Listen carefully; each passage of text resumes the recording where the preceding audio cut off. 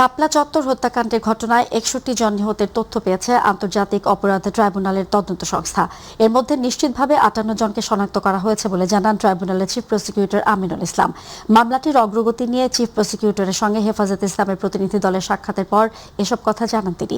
যাচাই বাছাই শেষে ২১ জুলাই ট্রাইব্যুনালে তদন্ত প্রতিবেদনটি আনুষ্ঠানিকভাবে দাখিল করা হবে বলে জানান চিফ প্রসিকিউটর। এসএম আরিফের রিপোর্ট। শাপলা চত্বর হত্যাকাণ্ডের মামলার অগ্রগতি নিয়ে চিফ প্রসিকিউটর আমিনুল ইসলামের সাথে সাক্ষাৎ করে হেফাজতে ইসলামের সিনিয়র নায়েবে আমির আব্দুল হামিদ ও যুগ্ম মহাসচিব মাওলানা মামুনুল হক সহ একটি প্রতিনিধি দল। পরে সংবাদ সম্মেলনে চিফ প্রসিকিউটর জানান, শাপলা চত্বর হত্যাকাণ্ডে ৬১ জন নিহতের তথ্য পেয়েছে তদন্ত সংস্থা, তবে নিশ্চিতভাবে শনাক্ত হয়েছে ৫৮ জন। সেখানে আমরা প্রায় ৬১ জনের একটা তালিকা আমরা পেয়েছিলাম, কিন্তু আমরা ৫৮ জনকে আমরা আইডেন্টিফাই ইতোমধ্যে আমরা করতে পেরেছি, আর বাকিদের আমরা আইডেন্টিফিকেশনটা সম্ভব হয়নি, কিন্তু আমাদের তালিকা ৬১ জন। মামলার তদন্ত প্রতিবেদন হাতে পেলেও গ্রেফতারের স্বার্থে আসামিদের তালিকা প্রকাশ করছে না প্রসিকিউশন। যদিও প্রাথমিক তদন্তে সাবেক প্রধানমন্ত্রী শেখ হাসিনার সম্পৃক্ততা পাওয়ার কথা জানান চিফ প্রসিকিউটর। খসড়া তালিকায় শেখ হাসিনার বিরুদ্ধে প্রাথমিক প্রতিবেদন পাওয়া গেছে, সেখানে পুলিশ প্রধান, বিজিবি প্রধান সহ এরকম কয়েকজন আমরা মোটা দাগে বলতেই পারি যে তাদের বিরুদ্ধে একটা খসড়া রিপোর্ট এসছে, সেটা আমরা যাচাই বাছাই করে দেখব। তদন্ত সংস্থার দেয়া খসড়া রিপোর্টে সন্তুষ্টি প্রকাশ করেন হেফাজতে ইসলামের যুগ্ম মহাসচিব মামুনুল হক। আমাদের যে এক্সপেকটেশন ছিল, আমাদের যে অভিযোগ ছিল, এই রিপোর্ট, খসড়া রিপোর্ট তার কাছাকাছি আছে। আগামী ২১ জুলাই আন্তর্জাতিক অপরাধ ট্রাইব্যুনালে এই মামলার তদন্ত প্রতিবেদন দাখিলের দিন ধার্য রয়েছে। এসএম আরিফ, মাই টিভি, ঢাকা। কোটা সংস্কার আন্দোলন ও ছাত্র জনতার অভ্যুত্থানের ইতিহাসে ২০২৪ সালের ১৯ জুলাই ছিল সবচেয়ে রক্তাক্ত দিনগুলোর একটি। কমপ্লিট শাটডাউনের দিনে দেশজুড়ে সংঘর্ষ, গুলিবর্ষণ ও প্রাণহানির ঘটনায় রাজপথ পরিণত হয় রণক্ষেত্রে। মারা যান ৫৬ জন। হেলিকপ্টার থেকে ছোড়া হয় গুলি। রাতেই জারি করা হয় কারফিউ, নামানো হয় সেনাবাহিনী। রক্তাক্ত সেই ১৯ জুলাইয়ের ঘটনা প্রবাহ নিয়ে আতিকুর রহমান তিতাসের প্রতিবেদন।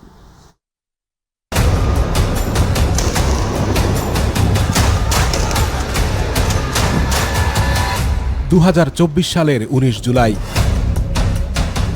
কোটা সংস্কার আন্দোলন ও ছাত্র জনতার অভ্যুত্থানের ইতিহাসে সবচেয়ে রক্তাক্ত দিনগুলোর একটি। কমপ্লিট শাটডাউন কর্মসূচিতে রাজধানী সহ সারা দেশের রাজপথ পরিণত হয় সংঘর্ষের ময়দানে। আগের দিনের সহিংসতার ধারাবাহিকতায় এদিনও শিক্ষার্থী, রাজনৈতিক কর্মী, আইনশৃঙ্খলা বাহিনী ও সরকার সমর্থকদের মধ্যে ব্যাপক সংঘর্ষ ছড়িয়ে পড়ে। রাজধানীর রামপুরা, যাত্রাবাড়ি, ধানমন্ডি, মোহাম্মদপুর, উত্তরা, মহাখালী সহ দেশের বিভিন্ন এলাকায় চলে সংঘর্ষ। হাসপাতালগুলোতে গুলিবিদ্ধ মানুষের উপচে পড়ে জরুরি বিভাগ। বিভিন্ন সংবাদ মাধ্যমের তথ্য অনুযায়ী শুধু ১৯ জুলাই নিহত হন অন্তত ৫৬ জন, আর ১৭ থেকে ১৯ জুলাই এই ৩ দিনে প্রাণ হারান ১০৩ জন মানুষ। পরিস্থিতি নিয়ন্ত্রণে সেদিন রাত ১২টা থেকে সারা দেশে কারফিউ জারি করা হয়। মাঠে নামানো হয় সেনাবাহিনী। একই সঙ্গে কার্যত বন্ধ হয়ে যায় ইন্টারনেট সেবা।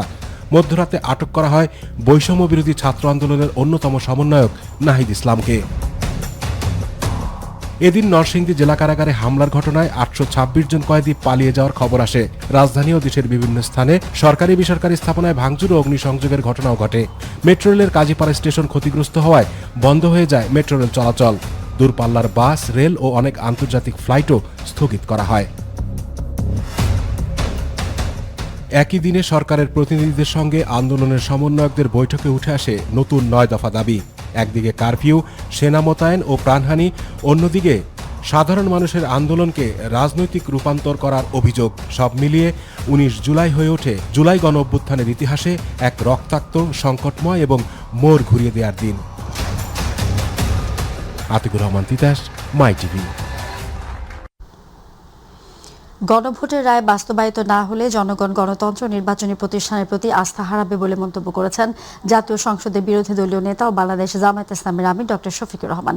তিনি বলেন, জনগণের ধিক্কারের পাত্র বিরোধী দল হতে চায় না, এ দায়িত্ব আমরা নেব না। এজন্যই আমাদের লড়াই, আমাদের সংগ্রাম। রবিবার বিকালে ঢাকা বিশ্ববিদ্যালয় ক্যাম্পাসে বাংলাদেশ ইসলামী ছাত্র শিবির ঢাকা বিশ্ববিদ্যালয় শাখার আয়োজিত রক্তাক্ষরে জুলাই প্রদর্শনী পরিদর্শন শেষে তিনি এসব কথা বলেন। এ সময় জামায়াতের সেক্রেটারি ও সাবেক এমপি মিয়া গোলাম পরোয়ার, কেন্দ্রীয় নির্বাহী পরিষদের সদস্য মোহাম্মদ মোবারক হোসাইন, ঢাকা মহানগরী দক্ষিণের নায়েবে আমির অ্যাডভোকেট ডক্টর হেলাল উদ্দিন, ডাকসুর ভিপি সাদিক কায়েম সহ জামায়াত ও ছাত্র শিবিরের কেন্দ্রীয় এবং মহানগর পর্যায়ের নেতারা উপস্থিত ছিলেন।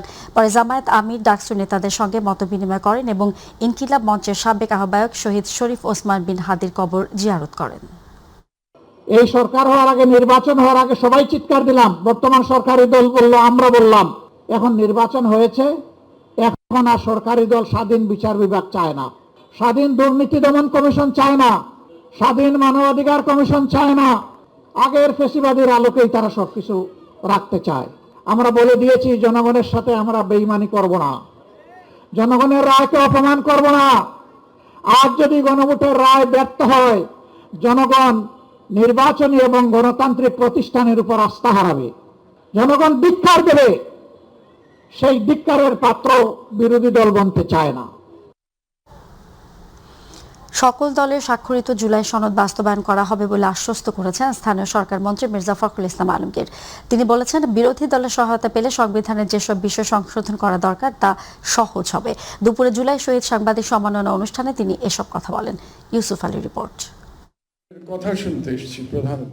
রাজধানীর ইঞ্জিনিয়ার্স ইনস্টিটিউশনে জুলাই শহীদ সাংবাদিক সম্মাননার আয়োজন করে national editors council. National editors কাউন্সিলে আমরা যারা আছি আমাদেরই সন্তান তারা। অনুষ্ঠানে জুলাই বিপ্লবে শহীদদের স্মৃতিচারণ করেন পরিবারের সদস্য ও দৈনিক পত্রিকার সম্পাদকরা। জুলাইকে কিভাবে সম্মান দেওয়া যায় এটা নিয়ে তারা চিন্তা করবে এবং আমার যত সন্তান মারা গিয়েছে তাদের হত্যার বিচার কিভাবে যত দ্রুত সম্ভব এগিয়ে নেওয়া যায়।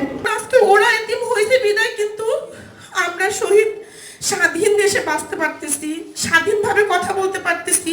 যে আবার কোনো ফ্যাসিবাদ যাতে গড়ে উঠতে না পারে সেই জন্য জাতিকে সার্বক্ষণিকভাবে সজাগ রাখা, এটা আমাদের গোল, আমাদের ন্যাশনাল এডিটর্স কাউন্সিলের গোল। স্থানীয় সরকার, পল্লী উন্নয়ন ও সমবায় মন্ত্রী মির্জা ফখরুল ইসলাম আলমগীর বলেন, যে আকাঙ্ক্ষা নিয়ে জুলাই বিপ্লব সংগঠিত হয়েছিল তা বাস্তবায়ন করা হবে। এখন আমরা কিছু কমিটমেন্ট আছে আমাদের, সেই কমিটমেন্টের মধ্যে 31 দফা বাস্তবায়নের কমিটমেন্ট আছে। জুলাই সনদ স্বাক্ষর করেছি, সেটা বাস্তবায়নের কমিটমেন্ট আছে। আমরা চেষ্টা করছি এগুলোকে পুরোপুরি বাস্তবায়িত করবার জন্য। তিনি বলেন, সম্মিলিতভাবে কাজ করলে আগামী প্রজন্মের জন্য নতুন একটি বাংলাদেশ গড়ে তোলা সহজ হবে। যে আমরা আলোচনার মাধ্যমে এমন একটা জায়গায় পৌঁছি যেখানে অন্তত কিছুটা হলেও আমরা আমাদের পরবর্তী প্রজন্মকে বলতে পারবো যে আমরা তোমাদের জন্য একটা ব্যবস্থা তৈরি করেছি, যেখানে তোমাদেরকে আর মারামারি, কাটাকাটি, প্রাণ দিতে হবে না, জান দিতে হবে না। ইউসুফ আলী, মাই টিভি, ঢাকা। জুলাই গণ অভ্যুত্থানের পরবর্তীতে কোনো পথে বাংলাদেশ শীর্ষক আলোচনা সভার আয়োজন করে গণ অধিকার পরিষদ। আলোচনা সভায় অতিথি হিসেবে উপস্থিত হয়ে বিভিন্ন রাজনৈতিক দলের নেতৃবৃন্দ 24শে জুলাই স্মৃতিচারণ করেন। এ সময় অনুষ্ঠানে স্বরাষ্ট্রমন্ত্রী সালাউদ্দিন আহমেদ বলেন, নতুন বন্দোবস্তের কথা বলে যারা পুরনো বন্দোবস্তের রাজনীতি করছে তাদের জনগণের সামনে স্পষ্ট করতে হবে কোন বন্দোবস্তের রাজনীতি করছে তারা। জুলাইয়ের চেতনা বিক্রি করে বেশি দিন রাজনীতি করা যাবে না, আইনের শাসন প্রতিষ্ঠায় বর্তমান সরকার কাজ করছে বলেও জানান স্বরাষ্ট্রমন্ত্রী। এদিকে জামায়াত ইসলামের উত্থান বাংলাদেশের স্বাধীনতা ও সার্বভৌমত্বের জন্য হুমকি জানিয়ে গণ অধিকার সভাপতি ও প্রবাসী কল্যাণমন্ত্রী নুরুল হক নূর বলেন, এ সরকার ব্যর্থ হলে অনেকের অস্তিত্ব বিলীন হয়ে যাবে। বিকেলে প্রেস ক্লাবে আয়োজিত জুলাইয়ের শহীদ স্মরণ সভার এক আলোচনায় তারা এসব কথা বলেন। 8 সালে আওয়ামী লীগকে ক্ষমতায় এনে প্রথম বাংলাদেশের স্বাধীনতা সার্বভৌমত্বের অতন্ত্র প্রহরী সেনাবাহিনীকে পঙ্গু করার জন্য সেনাবাহিনীকে টার্গেট করেছিল। 2009 সালে সেই পিলখানার হত্যাকাণ্ডের কথা আপনারা সবাই জানেন। যারা জুলাই চেতনার উপর ভিত্তি করে রাজনৈতিক সংগঠন গড়ে তুলেছে তাদের প্রতি আমার নসিহত হলো, শুধুমাত্র জুলাই চেতনা ভিত্তি করে বেশি দিন রাজনীতি করা যাবে। যারা শুধু এমপি মন্ত্রী হওয়ার জন্য, উপদেষ্টা হওয়ার জন্য জুলাইকে ব্যবহার করেছেন, তাদের এখনো সময় আছে যে নতুন বন্দোবস্তের, নতুন রাজনীতির নতুন ধারা প্রণয়ন করার যে অঙ্গীকার তারা করেছে, আমার বন্ধুরা করেছে, তারা যেন নতুন বন্দোবস্তের নতুন ধারাটা মানুষের সামনে প্রকাশ করে, কিন্তু পুরাতন বন্দোবস্তের আদলে নয়। রাজনৈতিক পক্ষপাত মুক্ত থেকে দেশপ্রেম ও সততার সাথে সরকারি কর্মচারীদের দায়িত্ব পালন করতে হবে বলে মন্তব্য করেছেন স্বরাষ্ট্রমন্ত্রী সালাউদ্দিন আহমেদ। তিনি বলেন, সিভিল সার্ভিস রাষ্ট্রের প্রধান চালিকা শক্তি। বিগত 17 বছর প্রশাসনিক রাজনীতিকরণের ধারা থেকে বেরিয়ে এসে জনপ্রশাসনকে জনগণের প্রকৃত সেবকে রূপান্তরিত করতে হবে। বর্তমান সরকারের প্রতি জনগণের সুউচ্চ প্রত্যাশা রয়েছে এবং তা পূরণে প্রশাসনের প্রতিটি স্তরে স্বচ্ছতা ও জবাবদিহিতা নিশ্চিত করতে হবে। সকালে রাজধানীর শাহবাগে BCS প্রশাসন একাডেমি মিলনায়তনে জাতীয় পাবলিক সার্ভিস দিবস 2026 উপলক্ষে 4 দিনব্যাপী কর্মশালার উদ্বোধনী অনুষ্ঠানে প্রধান অতিথির বক্তব্যে এসব কথা বলেন তিনি।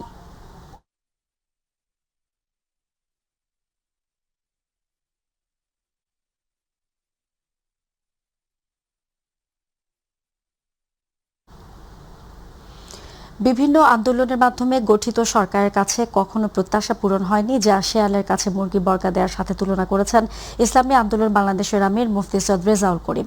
জাতীয় প্রেসক্লাবে স্বৈরাচার প্রতিরোধ দিবসের চেতনায় জুলাই শীর্ষক আলোচনা সভায় এমন মন্তব্য করেন তিনি। এ সময় তিনি বলেন, জুলাই গণ অভ্যুত্থানে যে লক্ষ্য উদ্দেশ্য নিয়ে মানুষ আন্দোলন করেছে তার আকাঙ্ক্ষা এখনো পূরণ হয়নি। সরকারকে জুলাই সনদ সহ গণ অভ্যুত্থানের আশা বাস্তবায়নে দ্রুত কাজ করার আহ্বান জানান তিনি বলেন, আশা আকাঙ্ক্ষা বাস্তবায়ন না হলে অভ্যুত্থান বারবার ফিরে আসবে। এ সময় তিনি আরো বলেন, মানবতা ও মুক্তির পথ খুঁজে ইসলামী রাষ্ট্র ব্যবস্থার আকাঙ্ক্ষাকে ধারণ করে এগিয়ে যাওয়ার নির্দেশনা দেন নেতাকর্মীদের।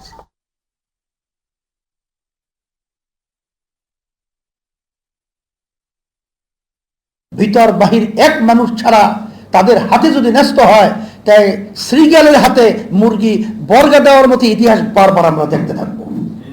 জুলাই সনদ সহ আপনারা সেগুলো সুন্দরভাবে বাস্তবায়নের সেই পথে আপনারা আগান।